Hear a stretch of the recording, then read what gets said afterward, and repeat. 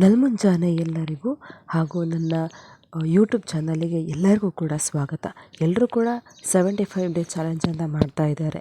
ಆದರೆ ನಾನು ಒಂದು ದಿನದ ಚಾಲೆಂಜನ್ನು ಮಾಡ್ತಾಯಿದ್ದೀನಿ. ಇದಕ್ಕೆ ಕಾರಣ ಏನಪ್ಪ ಅಂತಂದರೆ 75 ಡೇ ಚಾಲೆಂಜನ್ನು ಸರಳವಾಗಿ ಸಂಪೂರ್ಣಗೊಳಿಸೋದಕ್ಕೆ ಕಷ್ಟವೇ ಆಗಬಹುದು.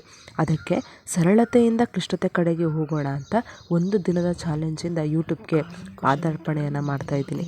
ಪ್ರತಿ ಚಾಲೆಂಜ್ ಮುಗಿದ ನಂತರ ಮುಂದಿನ ಚಾಲೆಂಜು ಶುರುವಾಗ್ತಾ ಹೋಗುತ್ತೆ. ಇದರ ಬಗ್ಗೆ ನಾನು ಇನ್ನೊಮ್ಮೆ ಹೇಳ್ತೀನಿ. ಒಂದು ದಿನದ ಚಾಲೆಂಜ್ ಆಗಿರೋದ್ರಿಂದ ಬೆಳಗ್ಗೆ ಬೇಗ ಎದ್ದು ಚೆನ್ನಾಗಿ ನೀರು ಕುಡಿದು ಸಣ್ಣದಾಗಿ ಯೋಗ ಮಾಡಿ ಸ್ನಾನ ಗೀನ ಎಲ್ಲವನ್ನು ಕೂಡ ಮುಗಿಸಿ ತಿಂಡಿ ತಿಂದು ಸ್ಕೂಲಿಗೆ ಹೋದೆ. ಸ್ಕೂಲಲ್ಲಿ ವಿಡಿಯೋ ಮಾಡೋಕ್ಕೆ ಆಗಲ್ಲ.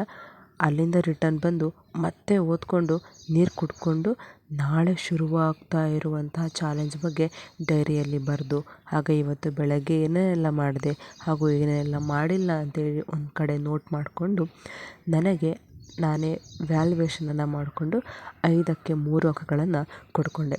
ಈ ಮೂಲಕ ನನ್ನ ಮೊದಲನೇ ದಿನದ ಚಾಲೆಂಜನ್ನು ಹಾಗೂ ಒಂದು ದಿನದ ಚಾಲೆಂಜನ್ನು ನಾನು ಸಂಪೂರ್ಣಗೊಳಿಸಿದೆ. ಎಲ್ಲರಿಗೂ ನಮಸ್ಕಾರಗಳು.